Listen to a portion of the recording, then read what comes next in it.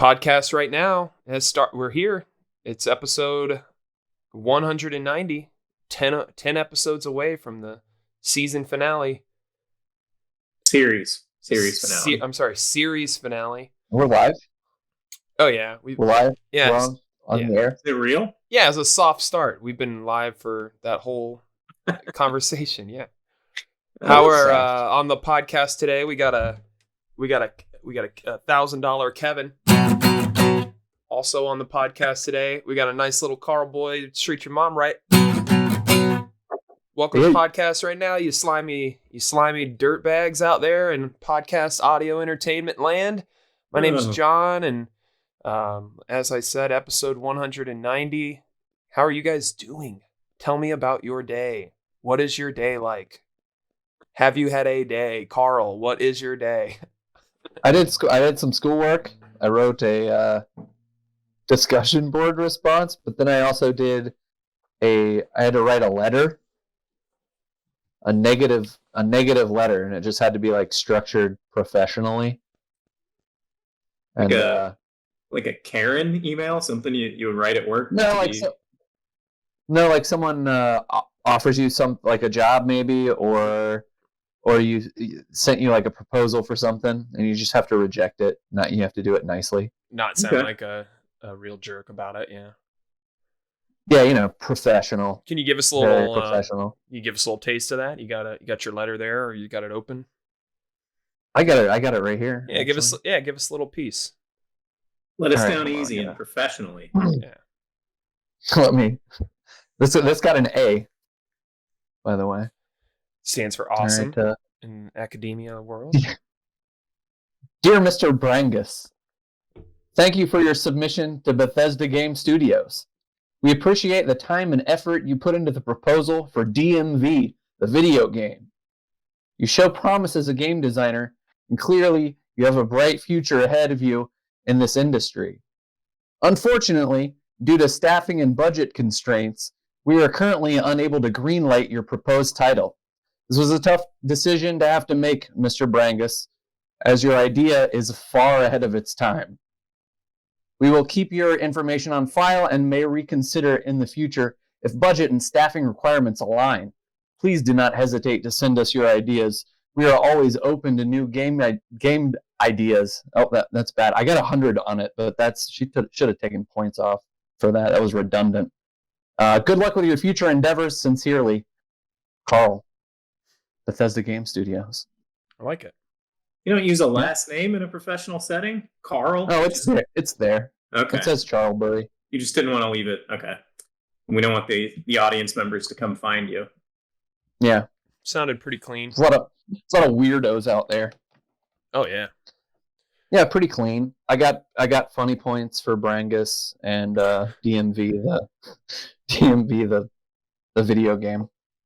But yeah, I probably should have got some grammar points off.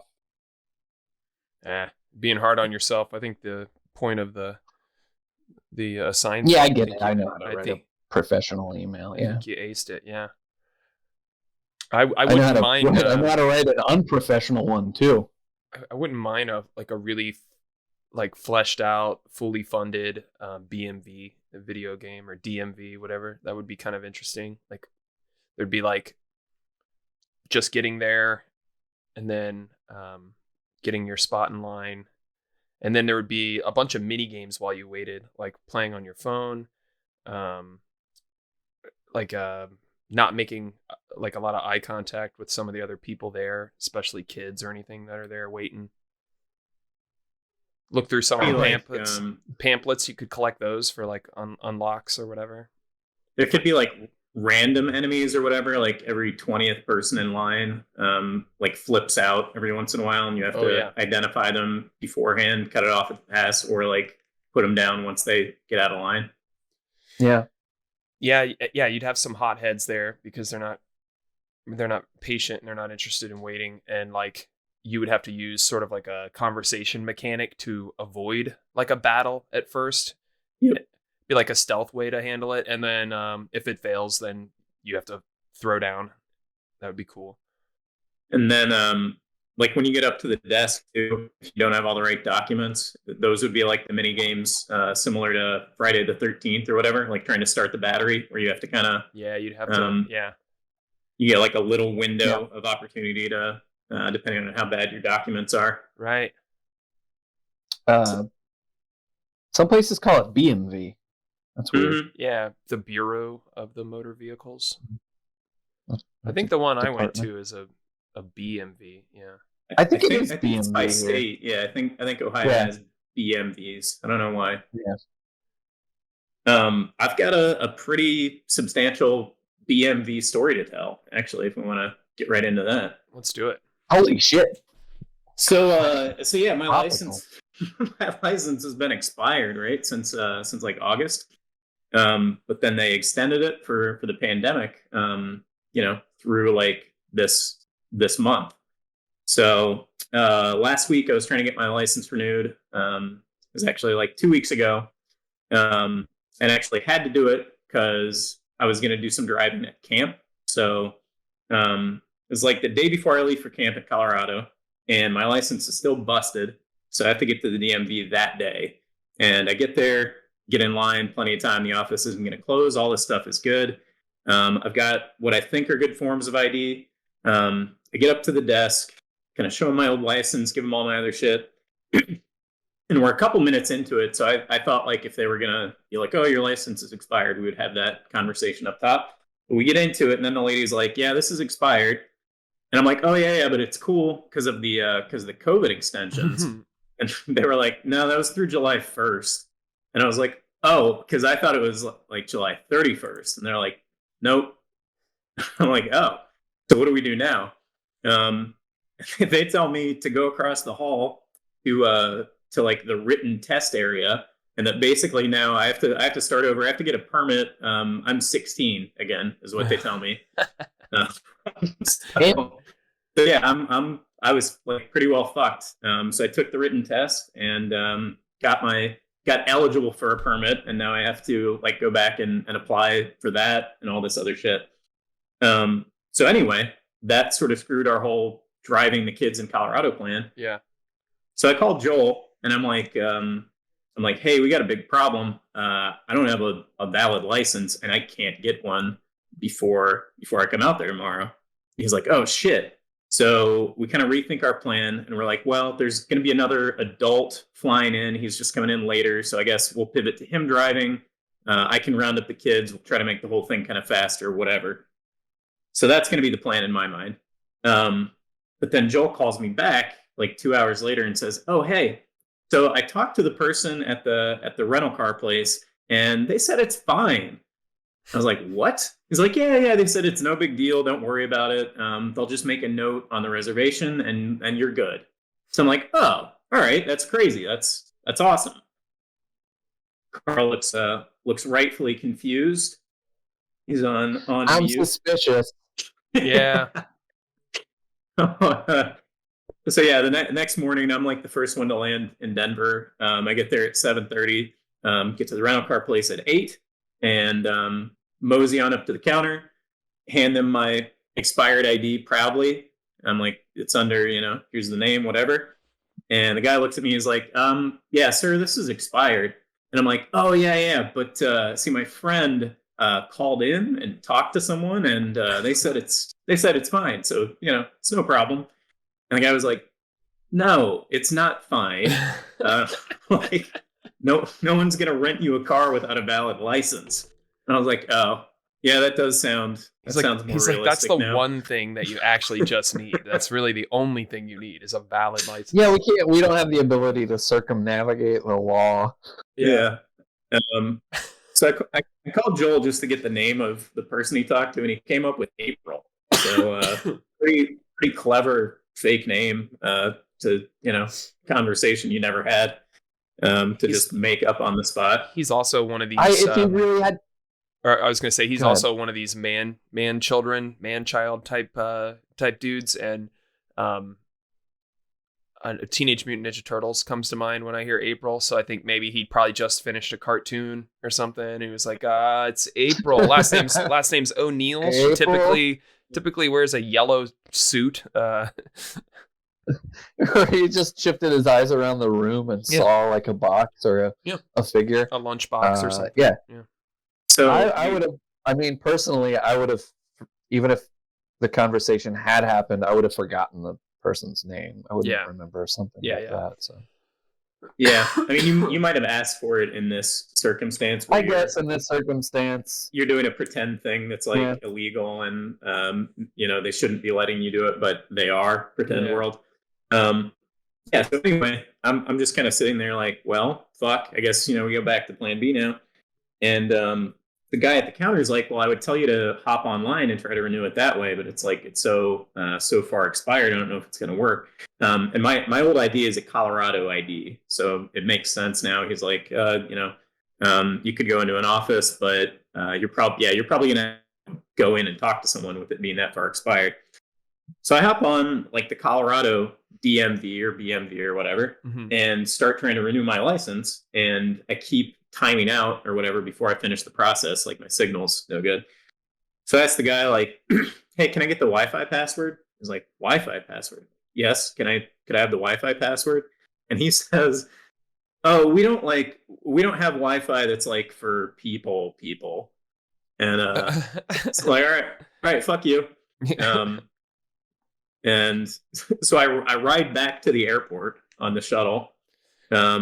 Get to the airport where they're not gonna make an exception on the legality of the expired ID there. Yeah, the Wi-Fi policy. They stick to the book over there at Hertz or wherever you were.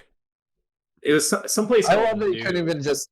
Let me just give it to you. Like you're obviously in a bad situation. Let me just. Sure. Well, I should have also use it for this and then get off of it. Yeah, I should have also been able to push back, intimidate them, do the mini game in that scenario, and make them give it to me. But I was tired, and I'm not good in those situations, so I just rode back to the airport, and where they had Wi-Fi that was for people.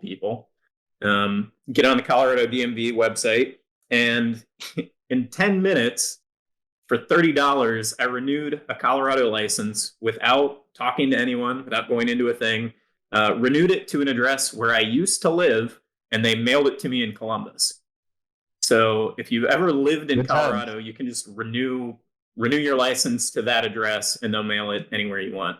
So yeah, fuck Ohio BMV, I guess. I don't have to do that whole 16-year-old nonsense again. I've just got a Colorado license that's good for another 5 years, and I should be able to renew into Ohio painlessly if I want to, but I don't know that I ever need to again. If I can just renew out in Colorado, $10, I'll just have an old address for the rest of my life. That's fine. Looks cooler too if you're talking to girls in the area and they want to see your they're all like looking at somebody makes an ID photo joke, and now everyone's got their IDs out, and you're like, oh, you're out of state. Oh, what brings you into town? And then you could probably meet them or whatever, like get to know. Right. Yeah. But then you also get to like gas station clerks and stuff. You get to have the conversation a lot of like, oh, why'd you come back to Ohio? Yeah. And that's always like kind of a hard one to try to justify, and just not very interesting. Yeah, I miss my friend. Yeah, I'm not into beautiful mountains and stuff. It's not for me. The fresh air really got to me too. I don't want to waste 2 afternoons every time my ID comes expired. Yeah. The bullshit BMV system they have here. I think they is that. Or was that an exception for COVID? Yeah, they extended it. Online? Yeah. I'm not sure. I guess I didn't get that impression from the structure of the website, but I don't know. I mean, you need an ID to buy your recreational marijuana cannabis out there, and they don't want to slow down that money, so they're like, hey, let's make sure these stoners get their ID in order. Like, we don't want to hold them up with a bunch of paperwork and having to go to a building and all that. We gotta sell this ganja. Maybe that's the angle, They make a lot of money on that ganja, that legal. Yeah, the sweet Mary Jane. That sweet grass they smoke out there. Yeah. I never tried the stuff. It tastes weird. We were out there for so we did camp for a few days, and then I got to dick off in Denver a little bit with Joel and your pops, your little sister, your brother-in-law, and Kim. Fucking love those guys. And they all got real wasted. We were just kind of wandering around the stadium during like pre All-Star game kind of festivities and whatnot. And they were going pretty hard. We met at like 11 in the morning, and they started drinking, just have a beer with brunch or whatever. But then we're like walking around, and there's all these carts. They're drinking like tall boys that have like 9% double IPAs in them. Yeah, and it's like noon at this point. In that sun, in that Colorado sun too. Oof. So yeah, I knew it was going to be a day. But wandered around, had a really good time. Found a secret room where I picked up, bunch of cash in a dirty old bar, and then there was a Flowbots concert just on the street. I can ride my bike with no handlebars. Mm-hmm. No, they were doing lots of. They did that song. They did lots of like covers of old classic songs, but then with a bunch of like political raps in between. Okay. So it was pretty fun, and we were dancing and stuff, and smoked a joint, just there on the street. It was a trip. That's crazy. Yeah. Crazy. I blame the craft beer explosion and whatever that was, 2008 to 11 or whatever. You go to you're going to an all day kind of festival thing that's supposed to lead into a baseball game that's also long as shit into the evening hours, and it's like same scenario. If they were just drinking like Bud Light the entire time, it would have gone different, but all these white men with beards, they like flavor with their beer now. It's a whole new world out there. Yeah. I honestly don't know what I think they should do. Because it's like I'm all for people having like choices and all that stuff, but just no good is going to come from 9% tall boy. Yeah. 12 o'clock. You just why is that an option? Yeah. If it was me and I had any say over, what kind of drinks, you would be serving, I've been drinking a lot of like these wheats and like shandies and stuff like that, just because seems more like a summer beer. And those typically are, 4 to 5% versus something they're going to give to you in like one of those weird little snifters. And they only give you 12 ounces because they're like, listen, you're going to piss your pants if you drink a lot of this. I don't know. But yeah, like a 9%er, that's like a good after dinner beer, and you get your feet up on the couch and you're going to go to bed, and once the movie's over. Wine. Yeah, exactly. Too much. I just think about our poor kidneys just trying to deal with all that shit too, It's like, oh, old grass water to try to sort all this out now. And we just keep dumping them in there, huh? It's really hard on the kidneys too. Your kidneys and your liver. It's not just the liver. Okay. Your kidneys take a hit too. It's not as bad as your liver, but I mean,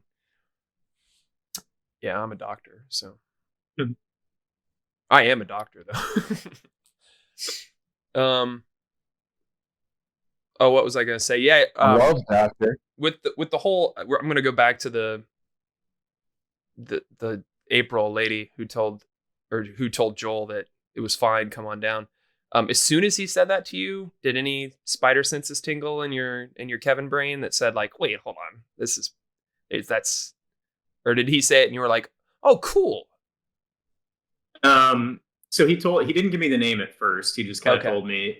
He just told me, go there in the morning, whatever. There's a note. There's a note on the reservation. Okay. And it'll be fine.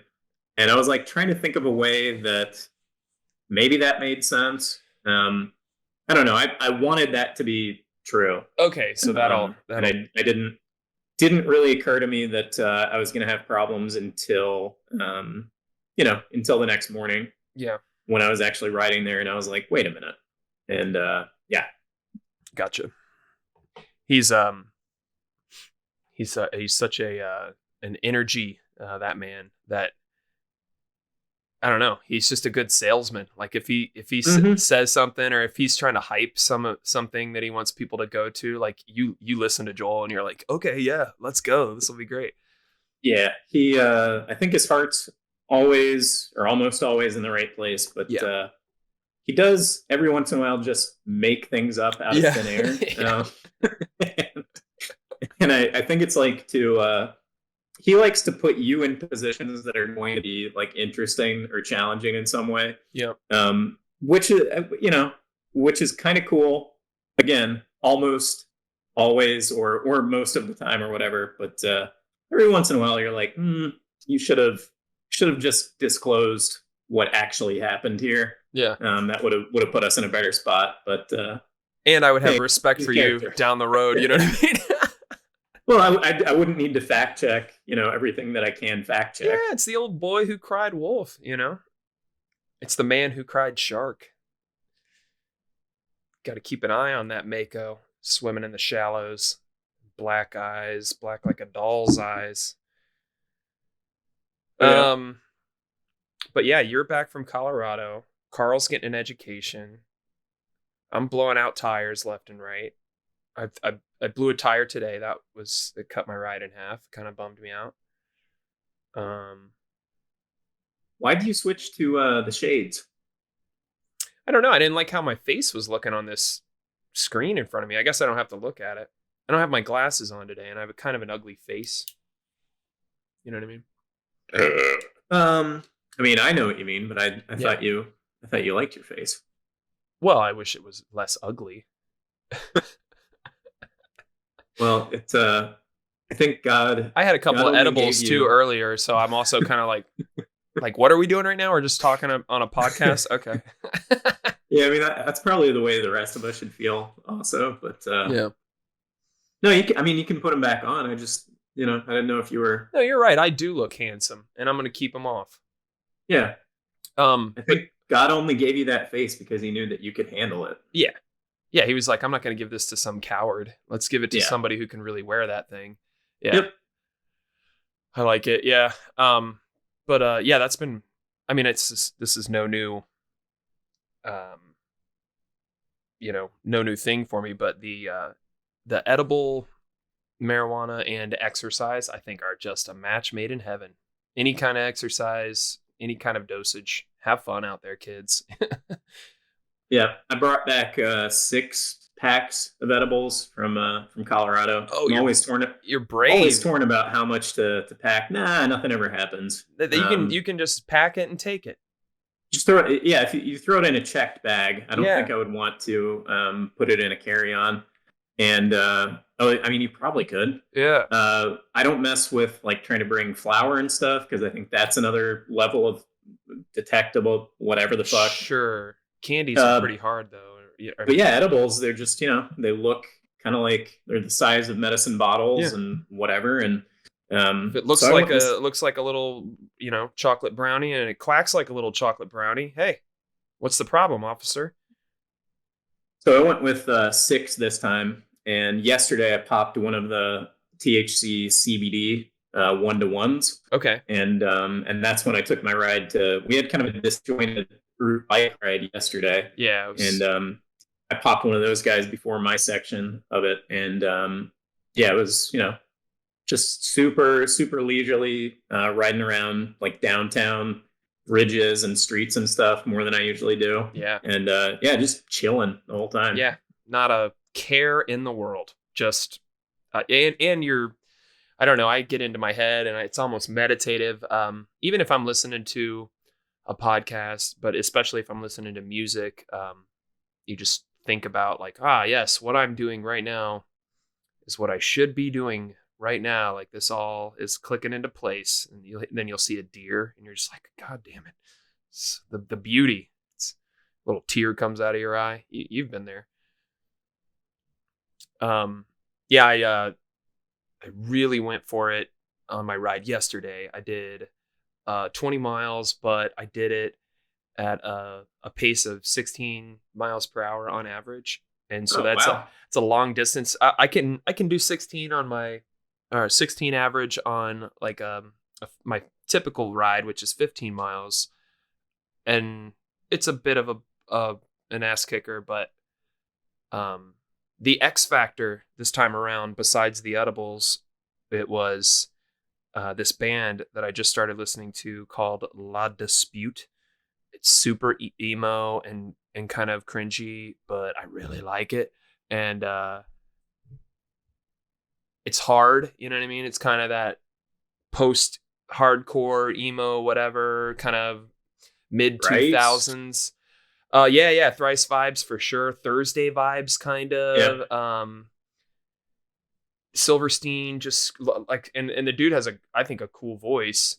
And he does this sort of, it's almost like he's just reading poetry while the rock happens, but then has like hooky chorus type parts where he's screaming and kind of singing, but still not a lot of like singing notes out of this guy. It's a lot of like almost cakeish, like he's going to talk his way through the song.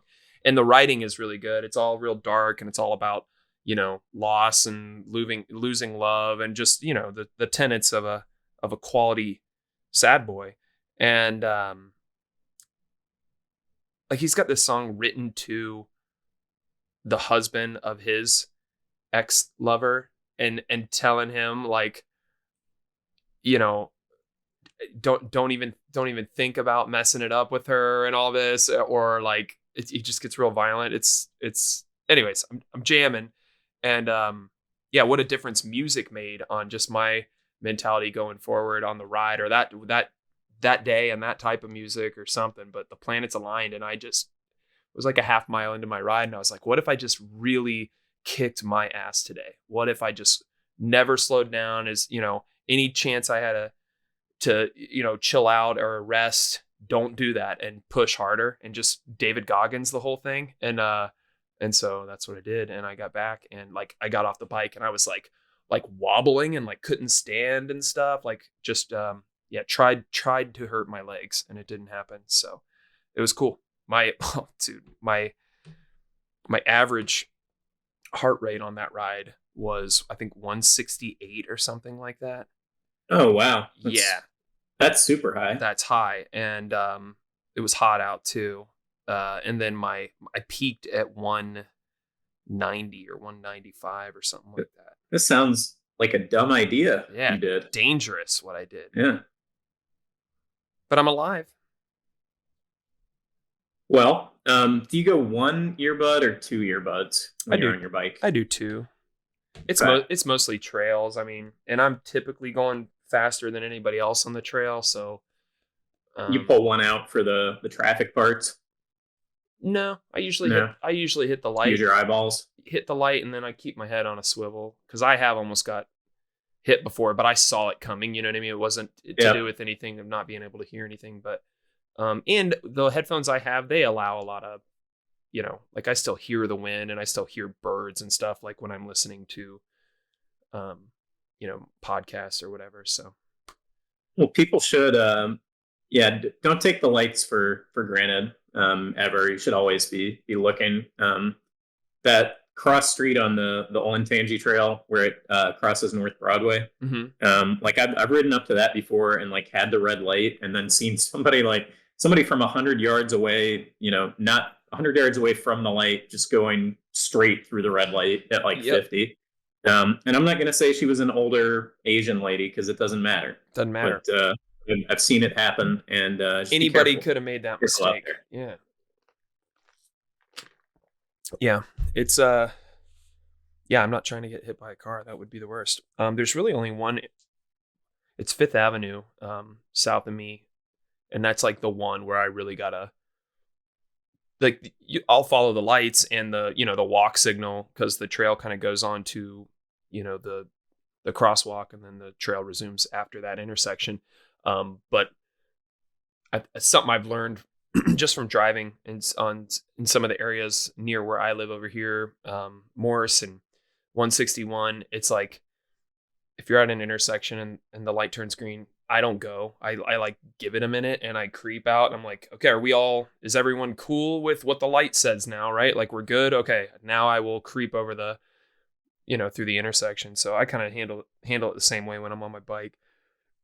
Well, I trust no one. I count on people to be failures and stupid. So I'm less careful in my car because if I get wrecked in my car, I'll roll those dice. We'll see how it works out. Yeah. But yeah, getting hit on your bike is almost guaranteed you're gonna get fucked up. So. Yeah, for sure. Yeah. Anticipate stupid is the theme of the week. Remember that time Baker got hit by a car on a bike? I don't remember that. No. You guys don't remember that? No, when did that happen? Like when we were kids, or? Oh yeah. I think maybe when we were in middle school or later in high school, maybe. Mm-hmm. Yeah. Crazy. It hurt his head pretty bad. Did he make it? And I think he made it. Okay, because I talked to him the other day. That would be fucking weird if he died. And pulled through. I'm still getting texts from him. That would be wild. Yeah. But Carl, have you ever been? I forget all the details. Have you ever been hit by a car? No. Before? No. They're big. It's a lot of weight and Never. inertia. Yeah. Compared to to just your fast. body. Yeah. I mean, you can fit multiple people inside of them, so it's like they're pretty big. They weigh a lot. Yeah, they weigh a lot. They have a lot of mass. I like Norm Macdonald's take on them that they're fucking stupid, and it's he thinks the technology is too giant. He talks about how they're these giant, heavy, fast-moving metal objects that you're inside, and they're like this close to each other on the highway. I always thought that as a kid. I was like, so they just make roads where you're going opposite direction, and the worst kind of car accident that anyone could be involved in is a head-on collision, right? Okay, so then it's just you go by. You just count on everyone to stay exactly in the right spot. Like, I always thought that was crazy. Yeah, it's kind of amazing that more stuff doesn't happen on the road, I guess. But it's definitely definitely the most dangerous thing that I don't think people really want to think about on a daily basis. Yeah, and you do it so often that you're just kind of like, oh, whatever. I'm going 80 miles an hour and I'm changing lanes and I almost miss my exit. I'll get there. Your brain is in a relaxed state when you're typically driving, or I am anyway. It just becomes a part of you. Yeah, it's like driving's like a really, really easy video game. It's just, I don't know. You don't need to do anything almost. So it's. Yeah, if you hooked up my brain to a bunch of sensors and monitored the activity of me driving a car on 270 at 75 miles per hour and me vacuuming my living room, I feel like they'd be pretty close, doing the same things, Mm-hmm. Huh. Yeah. Guys, getting deep on this podcast. What are cars, I guess, yeah. I don't think we're saying anything, but the topic. We're gonna get there. No, we're gonna get there. You gotta dance around it before we break into the middle there, and then we'll have a revelation. Yeah. So alternate transport units. What do we do? Is it a drone type scenario where it's automated, no one has to drive it? Is it still cars, but everything becomes automated, so you don't have to count on fuckheads who are drunk and swerving all over the road and hitting your kid in your front yard and stuff? What's the answer? It should probably be drones. We should get in pods and a drone. Like an egg that has fly us somewhere. Yeah, and it's got a display in there, and you can play video games and stuff while you fly. I think it's probably like a train. It's between something like a train system and cars, but they're all automated. Yeah. So it should be fewer cars than are on the road now, but still more than there are trains and smaller whatever. Right. But yeah, it's some kind of grouping public transportation actually done well. And then for the very special cases, then maybe you have drones that are smaller and only a couple people per. They have a pretty nice train system in Denver, actually. I don't know if that has been built on recently or if I just never tried to use it before, but That was pretty cool. I took that home from the home run derby one of the nights that I was drinking downtown. Yeah, I used it from the airport to get to downtown Denver, their big terminal there, and it was fun. I mean, I don't spend a lot of time on public transit because I'm not a low life, but pretty good time, yeah. Great. How was that home run derby? Sorry, go ahead. No, I got groceries just showed up, so I'm gonna take 5 and help schlep those in. But cool. I'll be right back. Just me and you, Carl.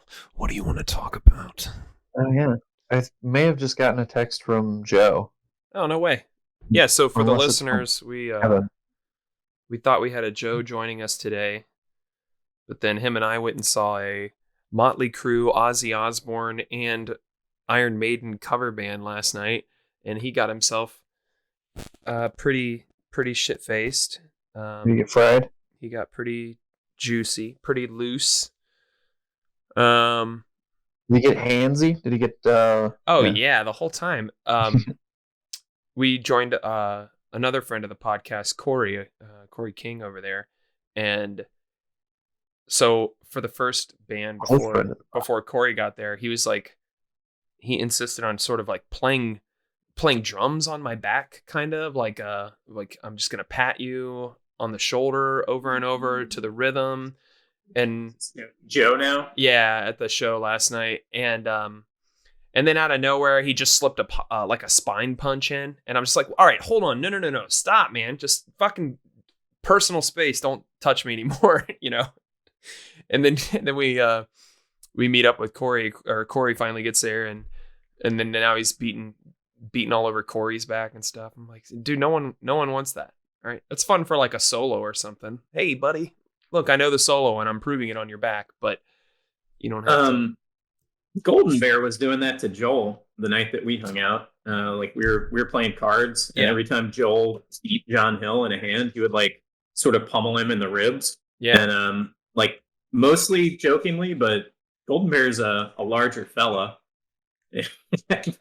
as we all I think we drank like a bottle and a half of whiskey between 3 of us. Yeah. And as we got deeper into that, like Joel probably had some bruises on his ribs the next day. Yeah, maybe it's like a I'm sure there's some psychology to that, male to male contact that's heterosexual, you know what I mean? It's got to be something in there where it's like you haven't seen your friend in a long time, you want to hug him and give him a big squeeze, but maybe you're not a hugger, but so now you're just gonna punch and wrestle and play the drums on their back. I don't know. You guys were in a very toxic, like cis white male sort of environment too, right? Yeah, and I think you would have been too, kind of. Yeah. Yeah, no, the average person at this thing, it was a lot of people watching. 50 to 60 average age, all of them some version of, balding or fat, all with like metal shirts that have like the tour dates all over them. Bunch of like way grown up 80s rocker looking like women, and that's not a look that you can just slap on a 60-year-old kind of overweight aunt. It doesn't really work well. The black lipstick and stuff, it just looks crazy, and then we were waiting in line, and I forget who spotted her first. It was Maggie or Joe, but there was this young lady, and she's wearing this skirt that goes like to the middle of her butt cheeks. So it was like the whole bottom of the butt cheeks were out, and it was windy, and so like her whole butt would like come out sometimes, and it was floating, and we were all debating as we were enjoying, watching all this. So we were like, we were wondering if she had like a really like if she was pretty, like if she had a pretty face or not, because we couldn't see her face. And I'm gonna guess not. She did. She was some mix of there was some brown in there, and Good. She was pretty, yeah. And yeah, but it was a weird group. And honestly, like midway through, me and Maggie, we kind of looked at each other. It's like, you think we can get the fuck out of here yet? Or do we got to wait or what? But we Ubered. So we were trying to all get trashed. And then Joe just sort of beat us to the punch. No pun intended. Yeah, So I want to know, you and Joe, maybe you didn't have a conversation about it, but before you knew what the face looked like, how did you know how to feel about it, down there? Were you aroused? Seeing the half butt cheeks, blind to the face. No, I was enjoying it. I think in a respectful, she brought it to show clearly. I mean, it's not right, but depending on how the face goes, you should either be repulsed or enticed by this. Well, I mean, maybe so a good butt's a good butt. You know what I mean? That's an optimistic way to look at it, I guess. And I mean, based on how the rest of her was put together and her hair and everything, I was assuming it was going to be that it was good, a 6 or a 7 minimum. And and she turned out to be something like an Ohio 8, so pretty cute. Okay. And my wife's right there too, so we were, we weren't. Yeah, you're not gonna like start jerking off or anything. No, I didn't even. Yeah, it didn't even move. I have a professional. It's a time and a place thing, and I enjoyed it also. Oh, Maggie, yeah, and she was in on it too. She was enjoying it. She's a butt girl herself, I think she's one of these girls that experimented a lot in college. You know what I mean? Did she start jacking off right there on the floor? I can't remember. Honey, did you jack off right there in line? Do you remember? No. She said no, she didn't jack off. Not that I recall. You say she didn't do it or she doesn't remember? She said she doesn't recall. Not that I recall is what she said. So maybe she did. I'll have to ask Joe. He would have known.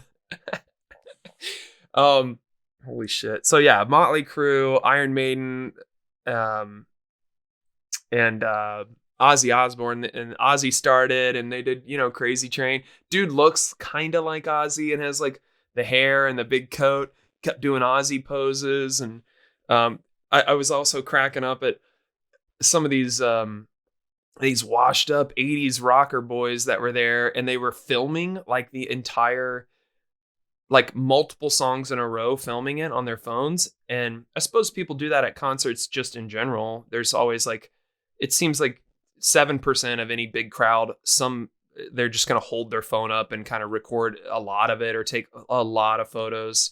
What percent? I'd say like 7 to maybe 10% of any crowd. No, I'm talking about like everybody, or I'd say the majority of folks, they'll snap a photo to kind of remember it, or maybe make a short video of their favorite song. That's usually my thing. But I'm not recording entire songs, and I'm not recording longer than 15 seconds or 30 seconds or something. But there are some people, and this is the 5 to 10%, that they record a lot, and you'll see their phone up for the majority of the show. And it's weird because we were laughing about it. It's like, okay, you're seeing a cover band for Motley Crue and you're filming a large portion of this. To what end? Are you going to watch this later? Are you going to go prove this to someone that you were there and that you're not posting an hour-long video on your Facebook? Like, what is going on? And so it was just really weird. But all in all, we had a good time. Joe got plastered, and I think I figured out his situation. I think he doesn't process alcohol as well as we do, and I think it's not a quantity thing. I was kind of explaining this to you guys before we got started, but I don't think it's wow, he must have had a lot of beers, or boy, he's been drinking. We always make jokes like, oh, it's 11 o'clock. Crack that first one. I think he just drinks the same amount as you or I, and he's just going to get to, brownout mode way quicker. I don't know. Yeah, I said Jeremy used to kind of be that way too. Your brother, yeah. Yeah.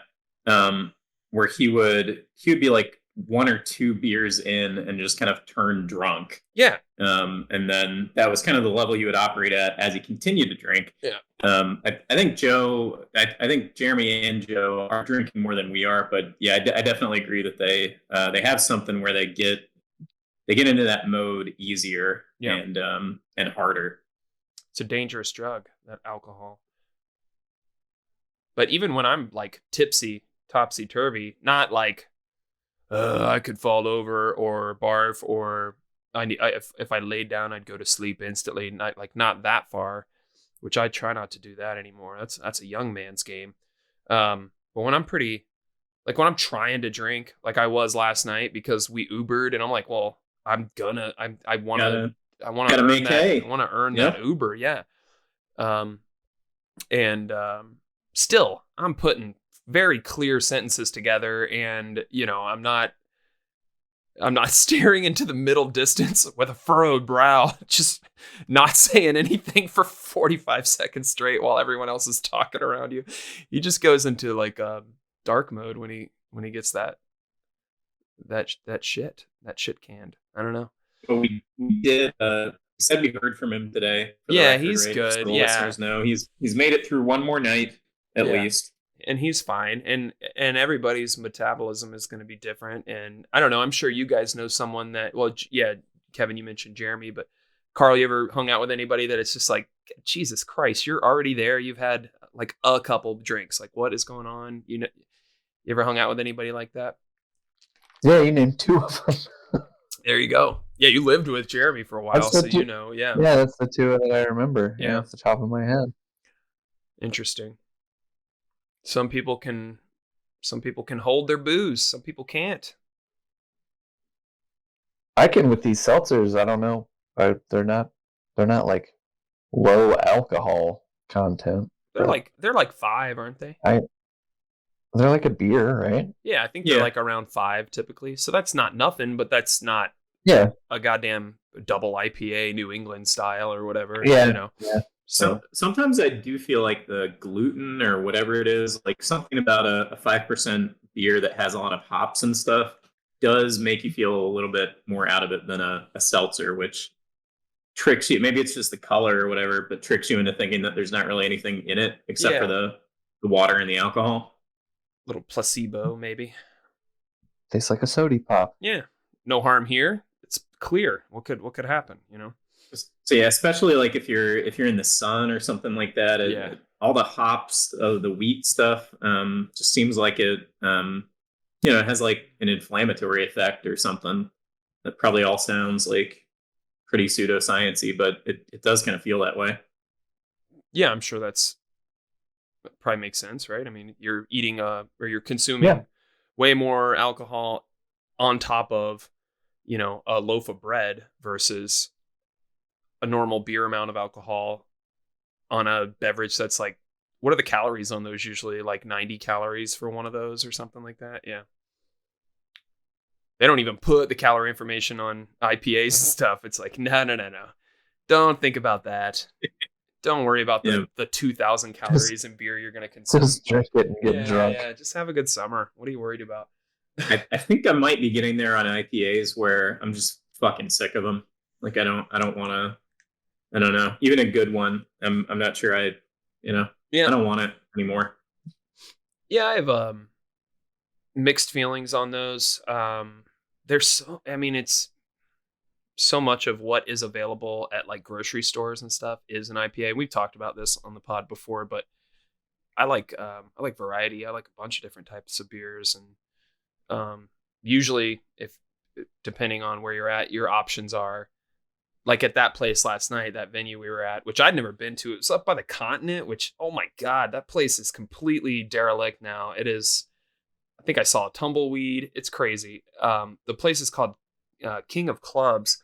And yeah, venues like that or baseball games, you'll run into this, sporting events.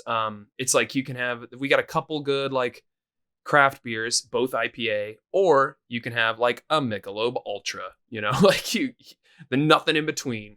It's like, what, no one likes a weed around here? It's like, it must not sell. So maybe some kind of just a nice brown ale. Some kind of lager, some kind of weird fruity sour back there. That would be fun, Yeah, I think sours are going to be the next kind of style to get oversaturated. Yeah. But yeah, there's a good number of them now, and still probably not enough in those. Like you were saying, a ballpark situation. Anytime there's 2 craft beers, 1 to 4 craft beers, you can bet that at least half, probably more of them are going to be IPAs. Right.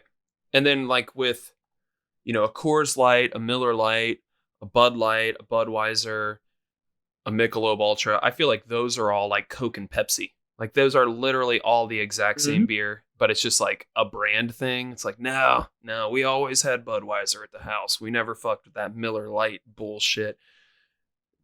I'm sure people have a preference like they would with a Pepsi or Coke scenario. And then you got the outliers, the Carls out there who likes a nice Royal Crown, mixing it up. Confusing because it's a Coca-Cola family, just like any red-blooded American. Yeah. See, I was confused because Royal Crown was a soda and a liquor. Another thing you could order at the baseball game. Probably not, but theater you could. Could you mix them together? Yeah. The liquor and the cola. You could do an RC and RC. I'm gonna order that next time I go to a bar. Just be a real asshole. Yeah. Like what? An RC and an RC. You don't have that? Just say if you have it. Just get real put off immediately. If you don't have it, I'll order something else. It's fine. No, I'm asking what it is. Ours have RC cola. I've said a few times in discussions in school that companies want to become a household name, but Coca-Cola has become a family friend. They've surpassed the household name. Yeah, they're a family friend. Yeah, and it's slowly giving you diabetes. Yep. I didn't know McDonald's too. Oh, okay. And they invented Santa Claus, it turns out. The modern... Yeah, like how Santa looks. I mean, Coca-Cola, yeah. Jesus. Oh, yeah? Yeah. Their spokesman is Santa Claus. Like, yeah. The how the first iteration of the modern Santa in U.S. culture was shown by... it was in a Coca-Cola ad. Prior to that, I don't know. I think people were leaving their shoes out, and he probably wore a green coat or something. I don't know. Didn't even have the beard. He shaved back then. Yep. I've got a moral. Realize he was black. He's black. Just like Jesus and the other guy, God. That has to be like a topic, and somebody in the 80s like Def Jam comedy, Black Santa, that has to be a joke. Like, I bet if you Google that or YouTube that, that's a comedy bit for sure. I bet we did it better than whatever they can Google. Oh, absolutely. Yeah. Bunch of aces. Yeah. It reminds me of this sketch from I Think You Should Leave, which we enjoyed 4 out of 6 of the new episodes the other night. Just the one where Santa Claus was the action hero, and he was talking about who had been bad, and he's seen all the cocks or whatever, and if they have tattoos, he says that means they don't get a Christmas gift and they got a tattoo. He's just not that year. Not that year. That's a bad thing to do. Just get a tattoo. Santa doesn't appreciate it. I don't care. I don't give a fuck. It's just not good behavior. Oh man. Yeah, I'm glad I came around on that show. At first I couldn't get into it, and then we met up at Jordash Shaquille's house and got a few episodes in, which was a lot of fun. I think that new season does kind of step on that first season though. Step on it's better. Yeah, I think it's just better. Maybe. It felt like maybe it would have more broader appeal, at least. Yeah. Like I had the urge to try to get Allison to watch some of the new season, and she's hesitant because the first season didn't do it at all. But something about the new season made me think possibly some new people will get on board. Yeah, I tried to do this same thing with my wife, and she was like, "I'm pretty sure I saw this one." I was like, "It's new though, you didn't." And she's like, "No, I saw it." I'm like, "But you didn't, because it just came out a couple days ago." I watched it with April. Yeah. I already saw this. She watched it with April. Yeah, so I think you should leave. Season 2 is out. We tried to watch, speaking of Netflix, Fear Street. Have you guys tried that one yet? No, but I think we're going to. Okay. This is a R.L. Stein something? Yeah, I think so. And we watched the first, I guess it's a movie because it's like an hour and 40 minutes or whatever. I don't know if I thought it was a show at first, but I couldn't get into it at all. I did not have the energy to care about what was going on. It's kind of like a Scream sort of story. You know, someone's killing everybody with a skull mask on and the robe, and he's doing a lot of stabbing. And they play a lot of music from the 90s, and it's just a bunch of teenagers that all kind of looked the same to me. And I was like, I lost track of if this was that girl or her friend, and I got out. But this was after the concert last night, so might have had something to do with it. Sounds kind of awesome. You named a movie that I love and an era of music that everyone loved. Absolutely. And the reason I started it up was because Joel, the Super Shark, he said he was raving about it. But yeah, I don't know. Whatever. Right, he was like, go. He was raving about it. You got it. He was like, So Raven. That is so Raven. I started playing a new game, Horizon Zero Dawn, which was a PlayStation exclusive and just came to PC, I think, a year or two ago. And I'm hooked. Super fun. Give that game a look if you like open world kind of. It runs on the same engine as Death Stranding, which is the other one I have on my list in the world of PlayStation exclusives that made it over to PC. So excited to get further into Horizon. And then we got some more Demio in, so the VR sensation, the D&D light simulator, tabletop simulator VR game. And they made it hard. They made it hard. It's totally flipped used to be an easy game, kind of a fun, let's get together, and if we all make semi-reasonable choices, we'll get through it. Right. And now it's fucking hard. Yeah. And so we made it to the second board. So that would be at least a good hour and a half of playtime, I think, to where we got, maybe 2 hours. But yeah, we all died, and it was a bummer. Yeah, I'm wondering. So I'm starting to wonder now if they've made it too hard and it's not, not fun anymore. But yeah, I think part of it is we just gotta start making actual good decisions, right, on a regular basis. Right. So we have a Super Shark with us, and he's notoriously bad at any kind of teamwork when it comes to video games, and maybe in just normal life or whatever. But he so examples are, you're back when PUBG was really popping as I don't know, we would play it a couple times a week, the console version, and there's vehicles in that game and they handle kind of weird, and it's not Halo. You can't just go on a joyride and expect for that vehicle to survive or everybody in it. And anytime he was in a vehicle driving, it was okay, can anyone else drive besides him? We're going to end up dead. And that's the type of game. I don't know if you guys have played much PUBG, but you'll be in a game for 40 minutes or a half hour to try to be the last team, the last squad.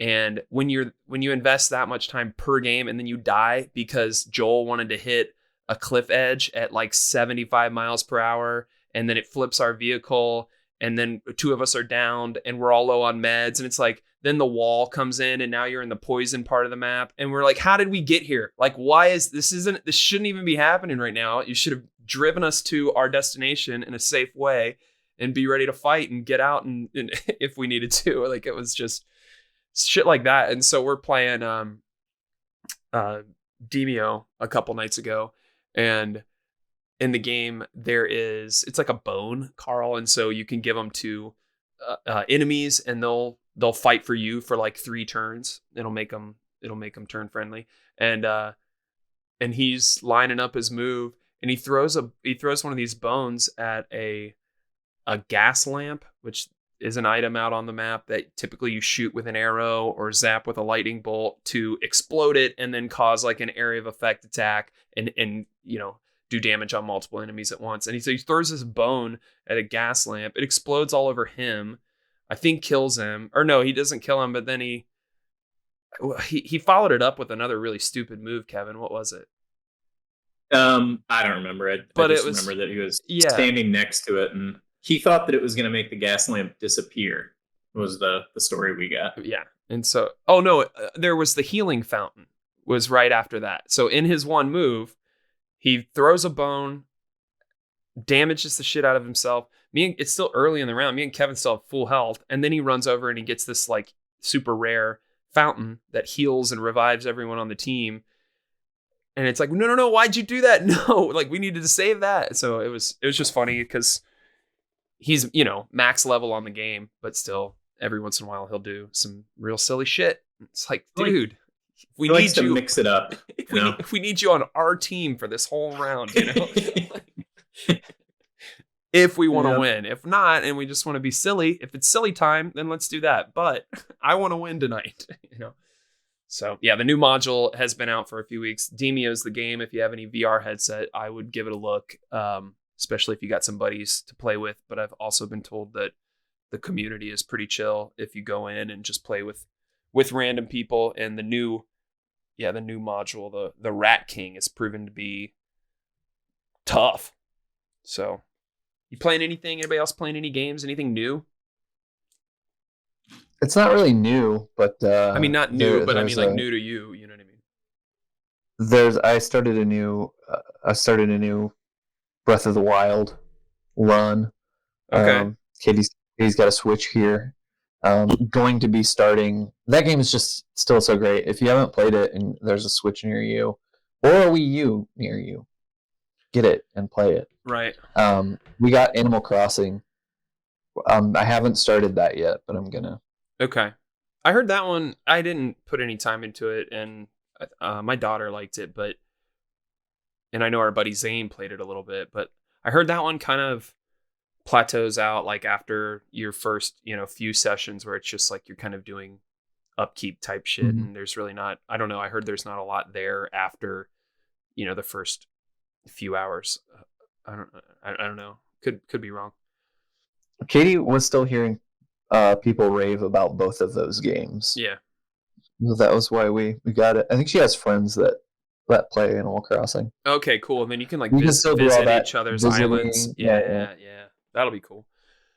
I remember playing that first one back on the GameCube. That was pretty fun times. Yeah. Tom Nook and catching butterflies. Sure. Tom Nook. There's been games since, but Tom Nook now apparently has like a whole corporation. Oh yeah. He's like The people don't like him.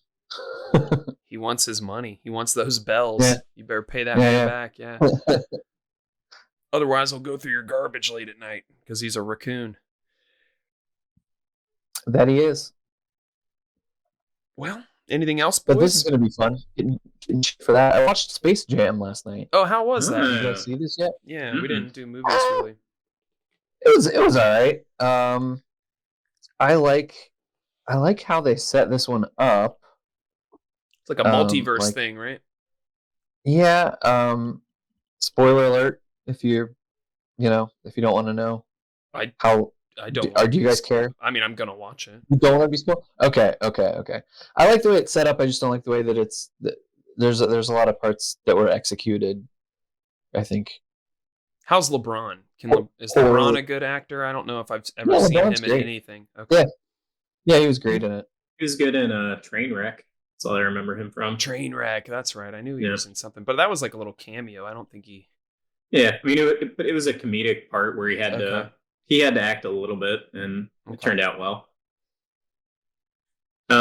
So question, theoretically, if I have not seen the first Space Jam, should I watch that before this one?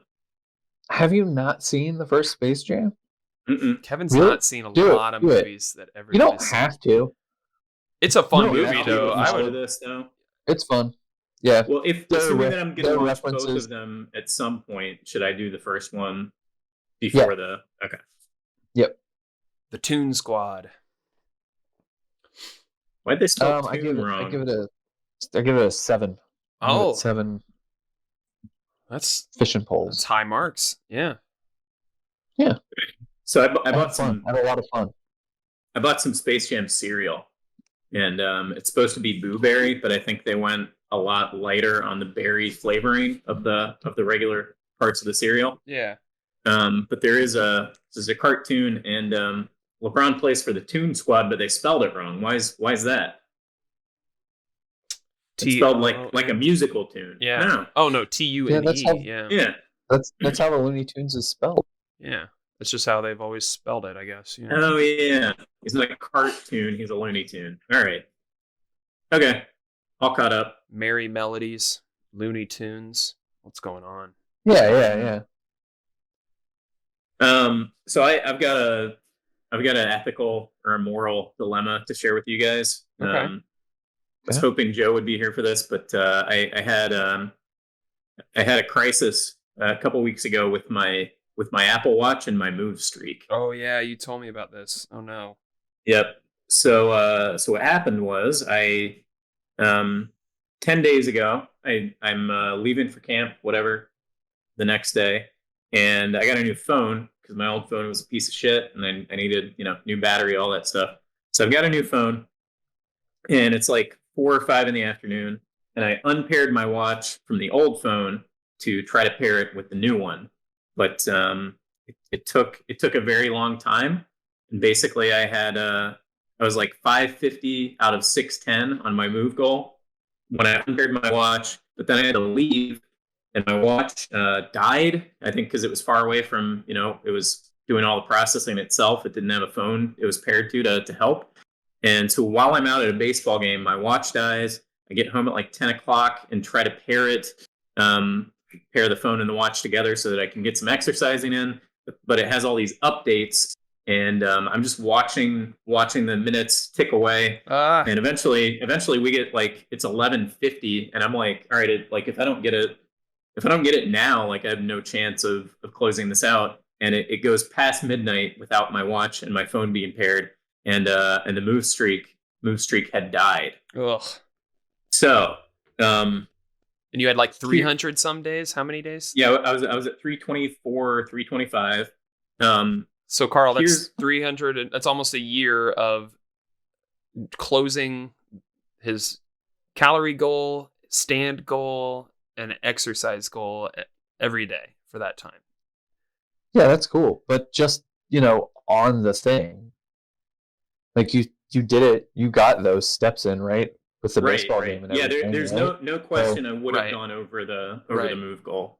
So if I were a judge ruling on this, I would say it continues. But on his watch going forward, that streak is going to be gone. He needs the number. He needs to see that little juicy award, So here's the action that I've taken. I found a way to add calories to a day that's already passed, and it's a third-party app that allows you to actually log activity and how many calories per minute and whatever. Yeah.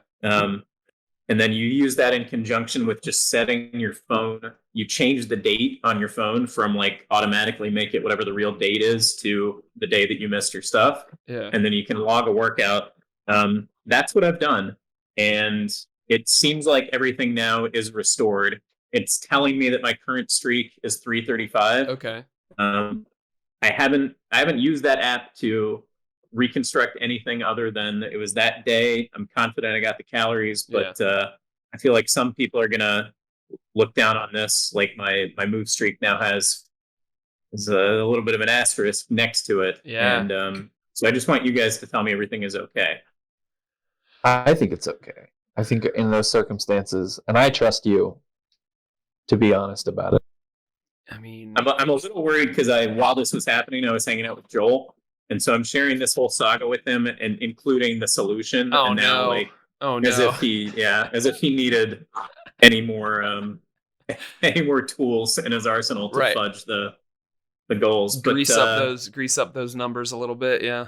Yeah, I'm only trying to correct what I feel like was an error on the watch and the phone's part. Yeah. Because it shouldn't take 2 hours from the time I get home for me to sync the watch and the phone is my position. Yeah. And yeah, so that's where we are. I've reconstructed my move goal, and I don't know. I feel like Joe would have a pretty strong dissenting opinion. So maybe we'll check in with him again. We'll have to, yeah. We'll check in on that. Now, how does the app advertise itself? Like, what's the description on the apps? Like, hey, do you want all your friends to think you work out, but like you don't really want to work out that much? Hey, check out this app, install it. It's got some kind of sort of measured statement. Let me see. You think Apple would have some sort of protection against just using another app to fluff your shit, you know?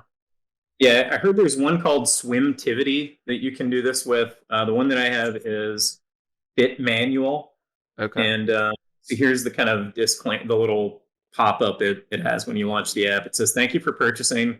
This app helps you to complete the move ring on your Apple Watch. You can save workouts where you could not wear the watch, but be honest to yourself and do not cheat." There you go. And then the rest of it is I'll just email us at this address if you have trouble. Be honest with yourself is the important part. And I think you're being honest with yourself, Kevin.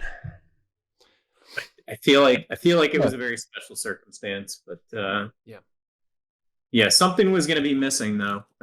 If I couldn't figure this out, like I still would have known I had all those days, but it would have been harder to keep going, and I would have been really disappointed to not, 30 days from now, I'll get to see the completion of 1 year, and I want my watch to tell me. Now, at least you got a plan, for next time too. If you find yourself, whatever, your watch is dying or something, and that way you don't have to have you don't need to worry about it. You'd be like, I can fix this later if I have an issue with my battery. That's the problem is I can't plan on that being a solution to any more problems. I just have to not I guess just be really careful with your battery too. Yeah. It goes like exponentially faster when it's not within range of your phone. Right. I think that's my new theory. Which kind of makes sense. It might be constantly searching for a phone to connect constantly searching, and I think when they're in range, it can actually like leech off or whatever, kind of use the processing power of the phone. Yeah. So, yep.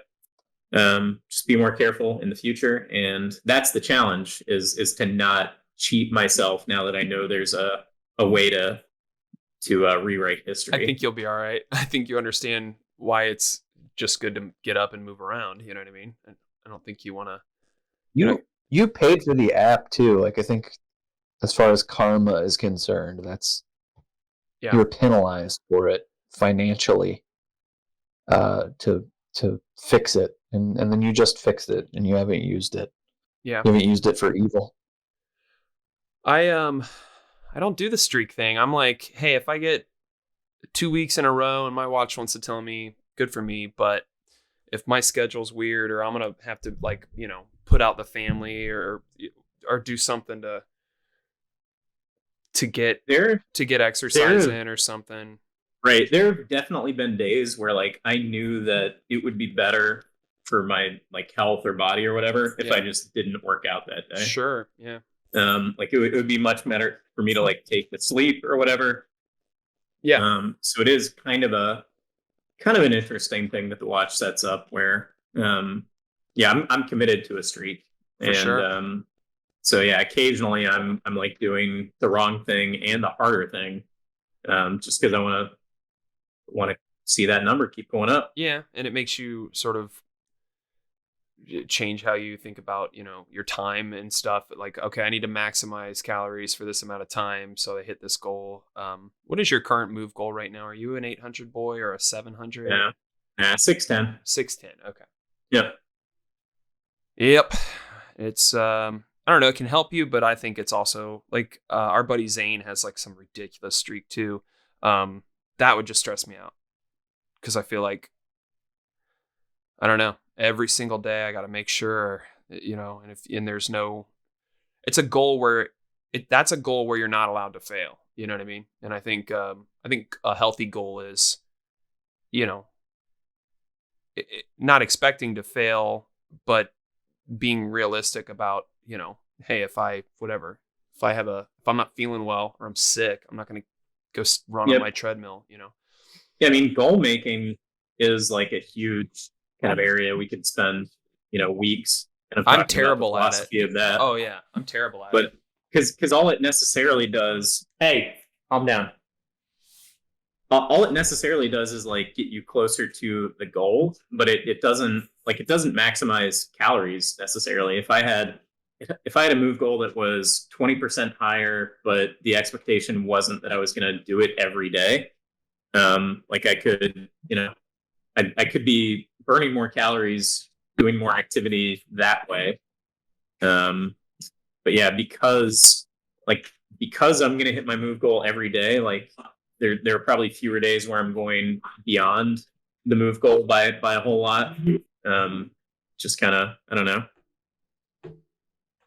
frames all of your thinking around this one specific thing. Yep. So like you have to decide beforehand what kind of challenge do I want? What am I trying to accomplish with the goal? Right. Even.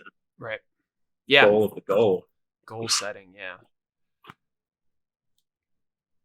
I do a bad thing with the like any kind of goal setting where I'm not good at make it like a realistic goal.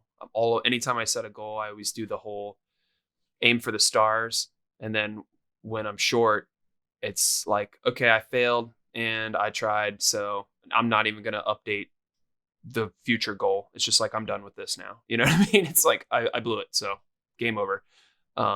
When if you say, hey, I want to ride my bike 7 days a week and I want to get 15 miles every single ride, and a realistic goal is, hey, I want to ride my bike 5 days a week, or at the end of the week I want to see 75 miles total or something. That gives you some wiggle room to be like, okay, I'm not going to exercise today, but I'm making that choice knowing that I have to get after it tomorrow because I'm running out of days in the week, that kind of thing. So it's a process, guys. This is how we grow. This is how we learn.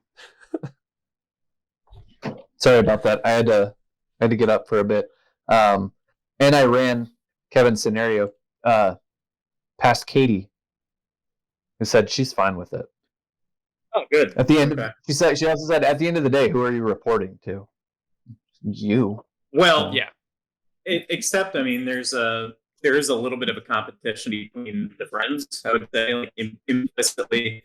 I think Zane's like 10 or 15 days out in front of me on the streak. I think. Wow, it's close.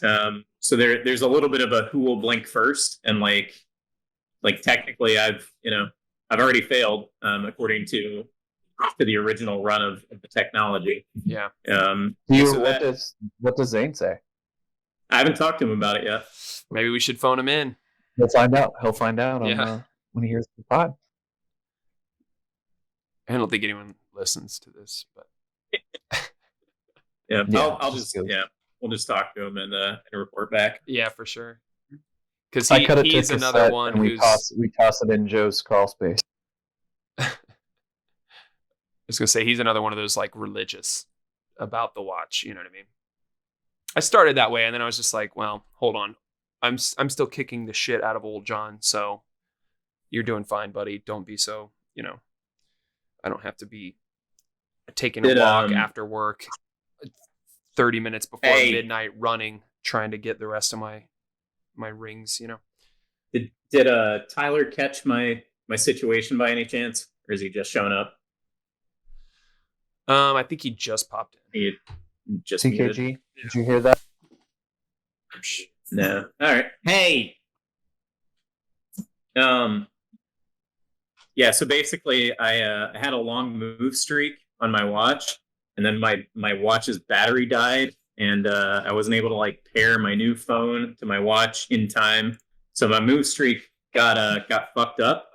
I know that I burned the calories, and then but to make my watch and my phone think that I did, I had to like create a workout that never happened and like go back to set my phone back to the date and add the calories, because I didn't want my move streak to die. And that's where we are on whether that was okay. Is my move streak still valid, or how do we need to think about that going forward?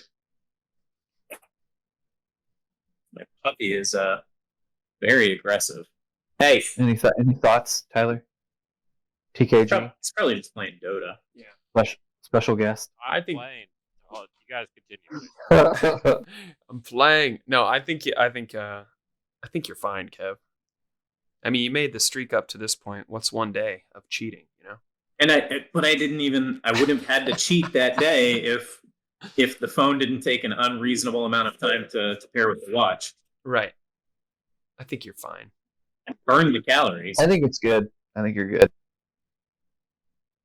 There are people right now wondering if they should, like, next time they go to the grocery store, only get 2 cases of Mountain Dew instead of 3 and try to trim back on that. So I think you're doing fine. You know, maybe that Diet Mountain Dew's not so bad, honey. We should really change some things around here, you know? Yeah, that would be a big step, though. From regular to Diet Mountain Dew. Sure. That's a real huge life change that they would be making. Well, yeah, and I don't want to discount any effort towards trying to be a little healthier. That's any version of that is good times. But I think you're kicking your ass on that bike and your walks, and you seem to stand a lot. So I think you're doing great. As your streak, is that just move or is that all 3? So it's just move's the only one I care about. Too. Okay. Gotcha. It's almost all 3 for the most part. Stand is the one that gets fucked up every once in a while. Yeah. Because I feel like the watch just doesn't always register. Okay. Hey, calm down. And that was actually one of the things when I fudged. The day that I had to fudge got all fucked up on my stand and exercise too. So it snapped it there anyway. But yeah, move goal is the one that I give a shit about. Gotcha. Yeah, I guess the same's for me. The stand one is like, it's just kind of annoying too. And then the exercise one, that typically happens just on its own. I don't know. Who is that you're dealing with down there, Kevin? Is that your nephew? It's my shit-eating nephew. Yes. They raised him incorrectly as a joke. He acts like a dog. Yeah. Come here. Lives on a steady diet of bologna and yoo-hoo.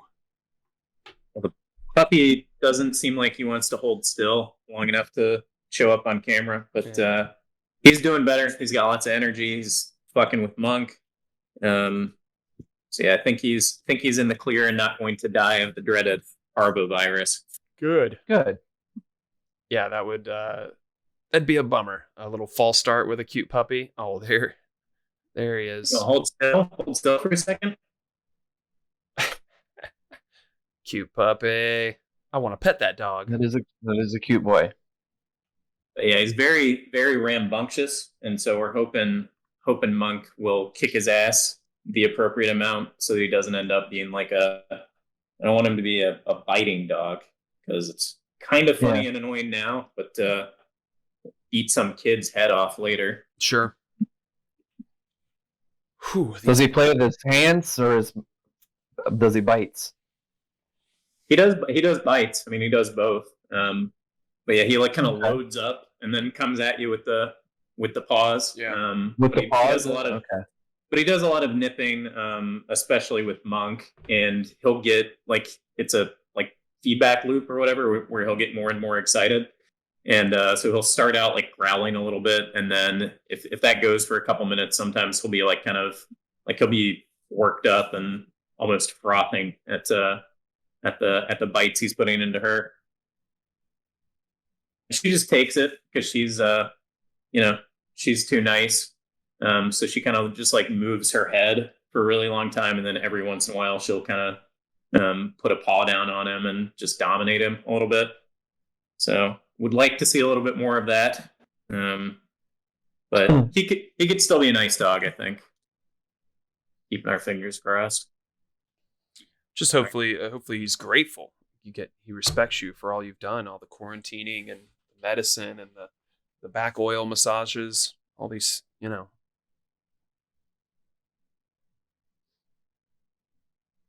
you go. We talked about a podcast. I think we did a podcast. Is there anything else you guys want to get into, or? You guys got a little glitchy there for me for a few seconds. Yeah, I think the connection every once in a while has a poop. Yeah, I mean, I hope Joe joins us again at some point. We want him back. Yeah, we heard from him this afternoon, so no reason to think that anything's happened to him. But yeah, he was teasing us a little bit, playing with our emotions. Yeah, we thought that we were going to have him. Yeah. Not long before we started, and then he just kind of didn't show up. So microaggression. Yeah. In his defense, he did say 4, and then we didn't make with the 4. It's true. 4 o'clock. It's true. So. Had myself a nice little flat tire.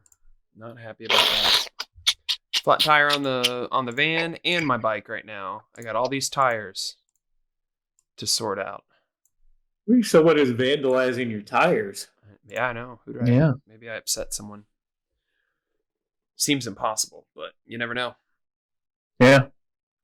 Well, I think we'll say goodbye to anyone who listened to this.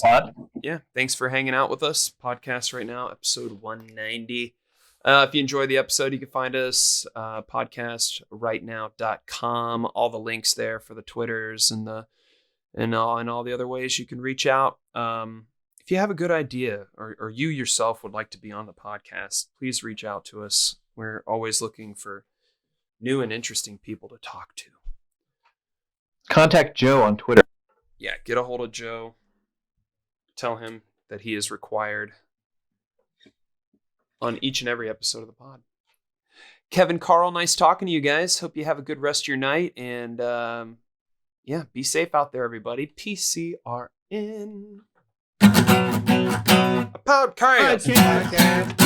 Right now.